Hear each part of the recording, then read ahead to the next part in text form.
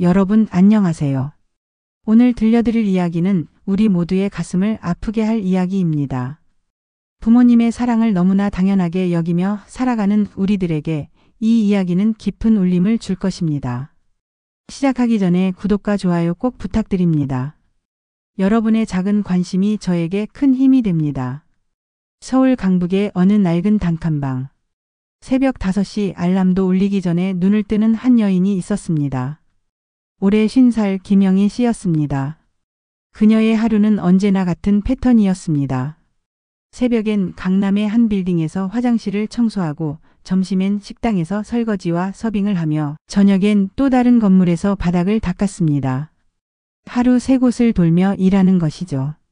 손가락 마디마디엔 굳은 살이 박혀 있었고, 무릎은 늘 퉁퉁 부어올라 있었습니다. 허리는 점점 굽어갔고 어깨는 늘 결리고 아팠습니다. 그래도 영희 씨는 단 한 번도 불평하지 않았습니다. 왜냐고요? 그녀에겐 삶의 이유가 있었기 때문입니다. 바로 딸 혜진이었습니다. 20살 혜진은 영희 씨의 전부였습니다. 남편은 혜진이 어릴 때 교통사고로 세상을 떠났고 홀로 딸을 키워야 했던 그녀에게 혜진은 희망 그 자체였습니다. 자신은 하루 3,000원짜리 김밥으로 끼니를 때우면서도 딸에겐 늘 따뜻한 밥과 영양가 있는 반찬을 챙겨주었습니다. 엄마는 괜찮아. 너만 잘 먹으면 돼. 공부 열심히 해서 좋은 대학 가야지. 그것이 영희 씨가 늘 딸에게 하던 말이었습니다. 혜진은 나름 공부를 잘하는 편이었습니다. 학교에서도 상위권을 유지했고 선생님들도 칭찬을 아끼지 않았죠. 하지만 서울의 명문대, 이른바 스카이라 불리는 대학들의 벽은 너무나 높았습니다. 수능 점수를 확인한 날 혜진은 방문을 걸어 잠그고 하루 종일 울었습니다. 서울대, 연세대, 고려대. 그 어느 곳도 갈 수 없는 점수였습니다. 영희 씨는 문 밖에서 딸을 달래려 했지만 혜진은 듣지 않았습니다. 혜진아, 괜찮아. 다른 좋은 대학도 많잖아. 엄마는 모르잖아. 혜진이 문 안에서 소리쳤습니다. 스카이 못 가면 인생 끝이야. 평생 무시당하면서 살아야 된다고. 며칠 후 혜진이 뜻밖의 제안을 했습니다. 엄마, 한국에서 명문대 못 갈 바엔 차라리 미국으로 유학 보내줘. 거기서 대학 나오면 한국보다 훨씬 인정받을 수 있어. 영희 씨는 귀를 의심했습니다.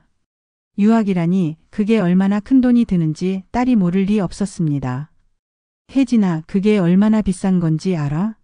우리 형편에. 엄마, 혜진이 눈물을 터뜨리며 소리쳤습니다. 나 평생 이렇게 살고 싶지 않아. 엄마처럼 평생 남의 집, 화장실이나 닦으면서 살고 싶지 않다고. 나도 떳떳하게 살고 싶어. 그 말에 영희 씨의 가슴이 무너져 내렸습니다. 딸의 말이 비수처럼 가슴에 꽂혔지만 동시에 이해도 되었습니다.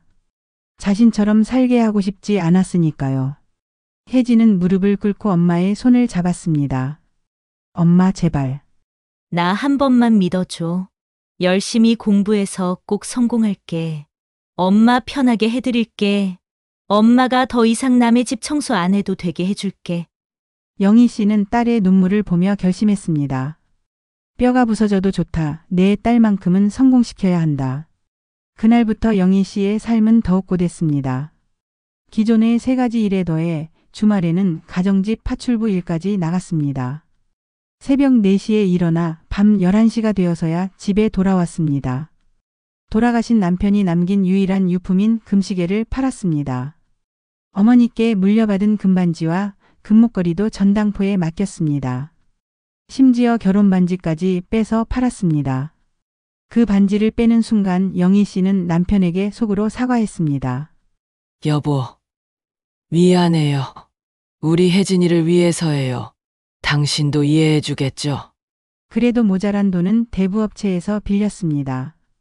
이자가 얼마나 무서운지 알면서도 딸을 위해서라면 감당할 수 있다고 생각했습니다. 1년 뒤 드디어 유학비를 마련한 영희 씨는 혜진을 미국으로 보낼 수 있었습니다. 공항 출국장.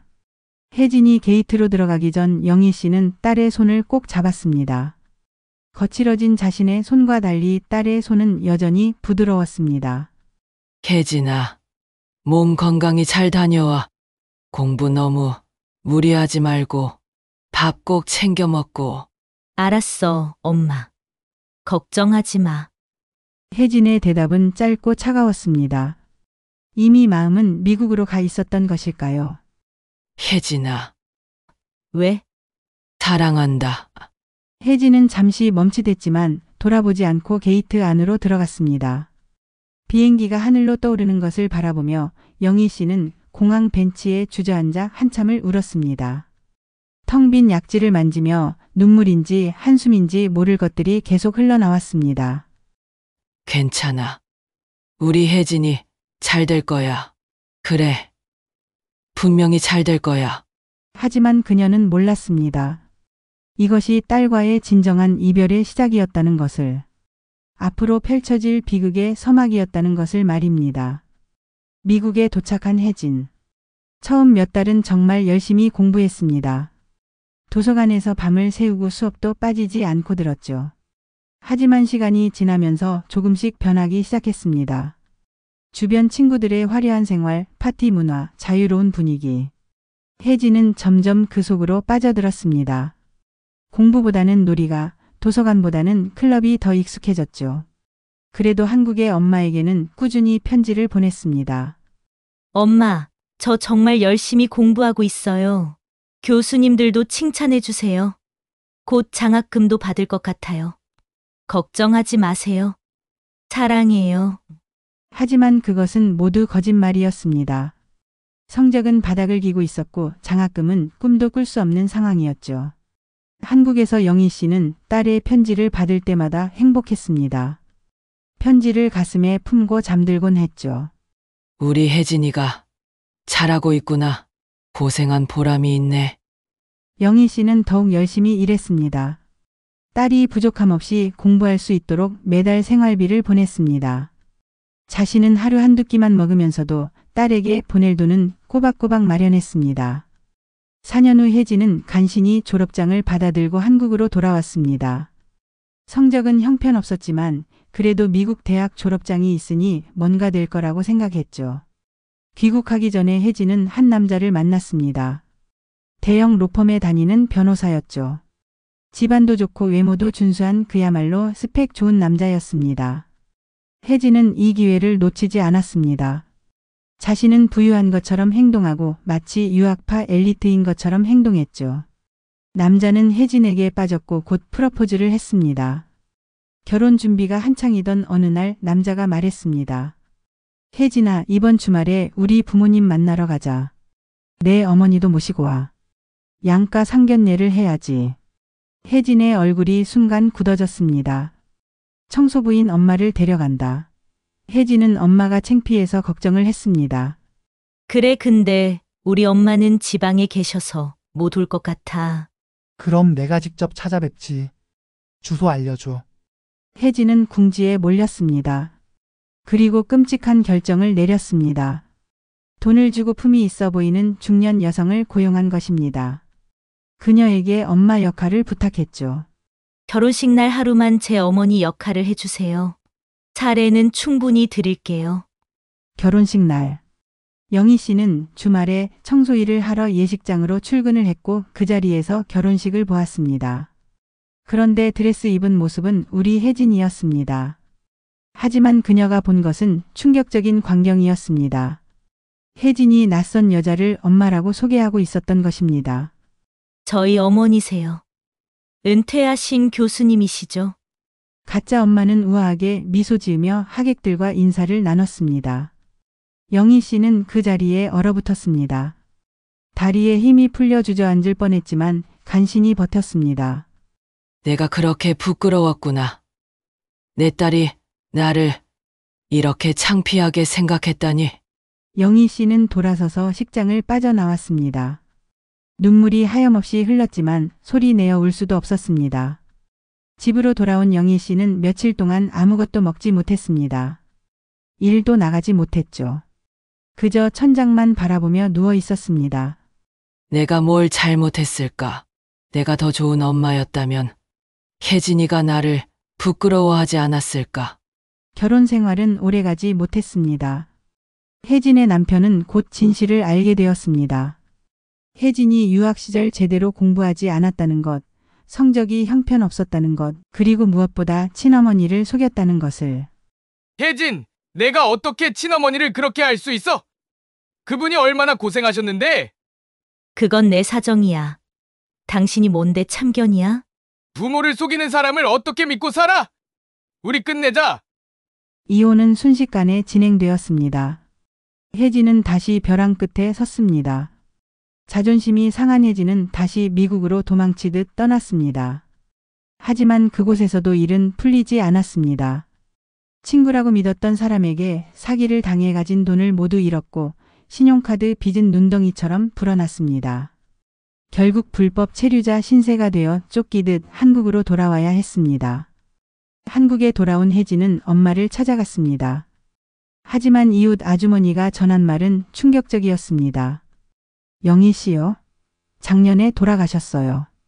혼자 쓸쓸하게 가셨죠. 혜진은 그 자리에 무너져 내렸습니다. 거짓말이에요. 엄마가 죽을 리 없어요. 거짓말. 하지만 그것은 사실이 아니었습니다. 영희 씨는 죽은 것이 아니라 치매에 걸려 요양병원에 입원해 있었던 것입니다. 영희 씨는 이웃에게 딸에게 짐이 될까봐 절대로 말하지 말라고 했었던 거죠. 혜진은 급히 요양병원을 찾았습니다. 병실 문을 열자 침대에 누워있는 엄마가 보였습니다. 하지만 예전의 엄마가 아니었습니다. 머리는 새하얗게 새었고 얼굴은 반쪽이 마비되어 있었습니다. 엄마. 저 혜진이에요. 혜진이 엄마의 손을 잡았지만 영희 씨는 딸을 알아보지 못했습니다. 누구세요? 선생님. 우리 혜진이 오면 안 되는데. 공부해야 하는데. 혜진의 가슴이 찢어지는 듯 했습니다. 엄마. 나야 혜진이야. 엄마 딸 혜진이. 하지만 영희 씨는 계속 같은 말만 반복했습니다. 우리 혜진이 공부 잘해야 하는데. 성공해야 하는데. 나처럼 살면 안 되는데. 간호사가 조용히 다가와 말했습니다. 어머니가 치매가 심하셔서 과거 기억에만 머물러 계세요. 딸이 아직 어린 줄 아시는 것 같아요. 혜진은 매일 병원을 찾았습니다. 엄마를 씻기고 밥을 먹이고 산책을 시켰습니다. 뒤늦게나마 효도를 하고 싶었습니다. 하지만 엄마는 끝까지 딸을 알아보지 못했습니다. 어느 날 병실을 정리하던 혜진은 엄마의 낡은 일기장을 발견했습니다. 거기엔 매일같이 딸 이야기만 적혀 있었습니다. 오늘도 혜진이 편지가 왔다. 공부 잘하고 있다니 다행이다. 혜진이 생활비 보내야 하는데 돈이 모자란다. 내일 대출을 더 받아야겠다. 혜진이가 행복하기만 하면 된다. 내 삶은 혜진이가 전부다. 그리고 마지막 페이지에는 떨리는 글씨로 이렇게 적혀 있었습니다. 혜진아, 엄마가 많이 보고 싶구나. 결혼식에서 멀리서라도 봐서 다행이야. 내가 행복해 보여서 엄마는 그것만으로도 충분해. 혜진은 일기장을 안고 통곡했습니다. 엄마 미안해요. 정말 미안해요. 며칠 후 병원에서 영희 씨의 유품을 정리해 전달했습니다. 그 중에는 봉투 하나가 있었습니다. 내 사랑하는 딸 혜진에게라고 적혀 있었죠. 간호사의 말로는 영희 씨가 치매 초기에 정신이 맑을 때마다 조금씩 써둔 편지라고 했습니다. 혜진은 떨리는 손으로 편지를 펼쳤습니다. 사랑하는 내 딸 혜진아, 엄마가 이 편지를 쓰는 지금 내 머릿속이 점점 흐려지고 있단다. 의사 선생님이 곧 너를 알아보지 못할 거라고 하시더구나. 그래서 아직 너를 기억할 수 있을 때 꼭 하고 싶은 말을 쓰려고 해. 혜진아, 엄마는 다 알고 있었어. 내가 결혼식에서 다른 사람을 엄마라고 소개한 것도 알고, 얘가 나를 부끄러워한 것도 알아. 처음엔 많이 아팠어. 가슴이 찢어지는 것 같았지. 하지만 혜진아, 엄마는 너를 원망하지 않아. 오히려 미안해. 내게 더 좋은 엄마가 되어주지 못해서. 남들처럼 번듯한 직업도 없고 좋은 옷도 못 입고 늘 일하느라 지친 모습만 보여줘서 내가 친구들 앞에서 당당할 수 없게 만들어서 정말 미안해.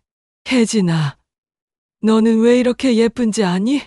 내가 태어났을 때 의사 선생님이 그러셨어. 아이가 너무 예쁘다고. 그 말을 듣는 순간 엄마는 결심했어. 이 아이만큼은 나처럼 살게 하지 않겠다고. 이 아이는 꼭 성공시키겠다고. 그래서 아빠가 돌아가신 후에도 포기하지 않았어. 너 하나만 바라보고 살았지. 혜진아, 내가 미국에서 공부 안 하고 논 것도 알아. 내가 보낸 편지가 거짓말인 것도 알았어. 하지만 모른 척했어.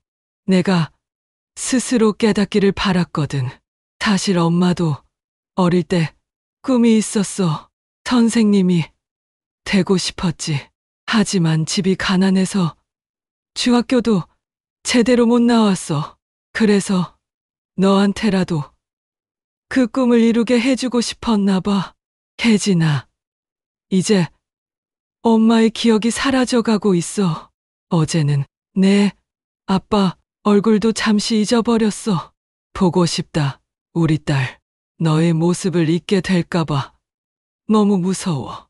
그래서 매일 내 이름을 부른단다. 혜진아, 혜진아, 우리 딸 혜진아 하고 말이야. 내 모습을 잊지 않으려고. 혜진아, 내가 치매 때문에 네가 고생할까봐 내 주위 사람들한테 내가 죽었다고 소문냈어. 엄마가 너를 알아보지 못하게 되더라도 너무 슬퍼하지 마. 내 머릿속에선 잊혀져도 내 가슴 속엔 영원히 내가 있을 거야. 그리고 제발 행복해줘. 엄마를 위해서가 아니라 너 자신을 위해서 행복해줘. 좋은 사람 만나서 사랑하고 아이도 낳고 웃으면서 살아. 그게 엄마가 가장 바라는 거야. 혜진아, 엄마는 후회가 없어. 내가 내 딸이어서 정말 행복했어. 비록 가난하고 무능한 엄마였지만 너를 사랑하는 마음만은 그 누구보다 컸다는 걸 알아줘. 아, 그리고 혜진아, 엄마가 조금씩 모아둔 돈이 있어. 농협 통장에 있는데 비밀번호는 내 생일이야. 많지 않지만 그래도 내가 다시 시작하는데 도움이 되었으면 좋겠어. 낡은 집이지만 내 이름으로 해놨어. 전세 계약서는 서랍 안에 있단다. 혜진아, 마지막으로 고마워. 내 딸이 되어줘서 정말 고마워. 다시 태어나도 또다시 태어나도 엄마는 내 엄마가 되고 싶어. 아무리 힘들어도 아무리 가난해도 너를 낳고 키운 건 내 인생 최고의 선택이었어. 사랑해. 내 딸아, 영원히 사랑해. 언제까지나 너를 응원하는 엄마가. 편지를 다 읽은 혜진은 바닥에 주저앉아 통곡했습니다. 엄마 미안해요. 정말 미안해요. 그녀는 편지를 가슴에 품고 병실로 뛰어갔습니다. 영희 씨는 여전히 딸을 알아보지 못했지만 혜진을 보며 환하게 웃었습니다. 아가씨, 우리 딸 혜진이 닮았네요. 우리 딸도 이렇게 예뻤으면 좋겠어요. 혜진은 엄마의 손을 꼭 잡고 말했습니다. 엄마, 나 혜진이에요. 엄마, 딸 혜진이. 이제 내가 엄마 지킬게요. 끝까지 곁에 있을게요. 영희 씨는 딸의 머리를 쓰다듬으며 말했습니다. 우리 혜진이 공부 잘해야 해, 건강해야 해. 그 순간 혜진은 깨달았습니다. 엄마의 기억 속에서 자신은 여전히 희망이었다는 것을. 치매로 모든 것을 잊어도 딸을 향한 사랑만은 남아있다는 것을. 엄마, 사랑해요. 이제야 엄마가 얼마나 위대한 분인지 알았어요. 혜진은 매일 병원을 찾았습니다. 아침 일찍 와서 엄마를 씻기고 밥을 먹이고 산책을 시켰습니다. 엄마가 좋아하던 노래를 불러주고 옛날 이야기를 들려주었습니다. 영희 씨는 여전히 딸을 알아보지 못했지만 혜진과 함께 있을 때면 유독 편안해 보였습니다. 아가씨가 오면 마음이 편해요. 우리 딸 같아서. 어느 날 혜진은 엄마가 일하던 빌딩을 찾아갔습니다. 청소 아주머니들이 혜진을 알아보고 다가왔습니다. 어머, 혜진이 아니야? 엄마가 맨날 자랑하던 딸? 네, 맞아요. 어머니가 얼마나 자랑스러워 하셨는지 몰라. 매일 내 사진 보여주면서 우리 딸 미국 유학 갔다고 하셨어. 내가 보낸 편지 받는 날이면 하루 종일 웃으셨지. 다른 아주머니가 덧붙였습니다. 한 번은 그러시더라고. 내 딸이 나를 부끄러워해도 괜찮다. 나도 내가 부끄러우니까. 대신 딸만은 당당하게 살았으면 좋겠다고. 그 말 듣고 우리 다 울컥했어. 혜진은 그 자리에서 무너져 내렸습니다. 엄마는 모든 것을 알고도 끝까지 딸을 사랑했던 것입니다. 시간이 흘러 영희 씨의 상태는 점점 나빠졌습니다. 이제는 말도 제대로 하지 못하고 하루 대부분을 잠으로 보냈습니다. 어느 겨울날 새벽 병원에서 전화가 왔습니다. 보호자분 빨리 오셔야 할 것 같습니다. 혜진이 병원에 도착했을 때 영희 씨는 마지막 숨을 몰아쉬고 있었습니다. 엄마 가지 마세요, 제발. 그때 기적처럼 영희 씨가 눈을 떴습니다. 그리고 처음으로, 정말 처음으로 딸을 알아보는 듯한 눈빛으로 혜진을 바라보았습니다. 혜진아, 혜진이 밥은 먹었니? 엄마, 나 알아보세요? 영희 씨는 힘겹게 딸의 손을 잡았습니다. 사랑해, 혜진아. 그것이 마지막이었습니다. 영희 씨는 딸의 손을 잡은 채 편안하게 눈을 감았습니다. 마치 이제야 모든 짐을 내려놓은 것처럼 얼굴에는 평화로운 미소가 번져 있었습니다. 혜진은 엄마를 안고 오열했습니다. 엄마 미안해요, 사랑해요. 다시 태어나면 꼭 좋은 딸이 될게요. 장례식은 조촐하게 치러졌습니다. 하지만 놀랍게도 많은 사람들이 찾아왔습니다. 영희 씨가 일하던 빌딩의 청소 아주머니들, 식당 주인, 동네 이웃들. 모두가 영희 씨를 기억하고 있었습니다. 정말 좋은 분이셨어요. 늘 웃으시면서 일하셨죠. 딸 자랑이 대단하셨어요. 얼마나 사랑하셨는지. 혜진은 그제야 알았습니다. 엄마가 얼마나 많은 사람들에게 사랑받았는지를.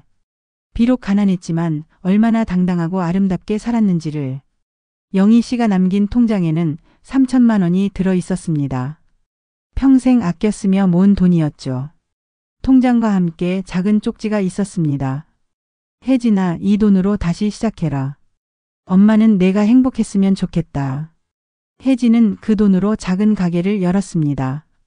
그리고 가게 한쪽에 엄마의 사진을 걸어두었습니다. 손님들이 물으면 자랑스럽게 대답했습니다. 저희 어머니세요. 세상에서 가장 위대한 분이셨죠.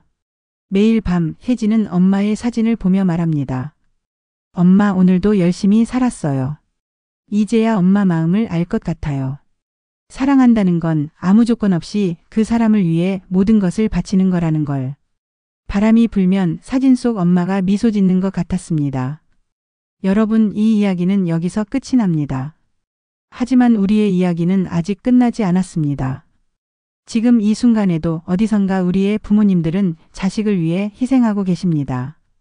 그분들의 주름진 손, 굽은 허리, 하얗게 센 머리. 그 모든 것이 우리를 향한 사랑의 증거입니다.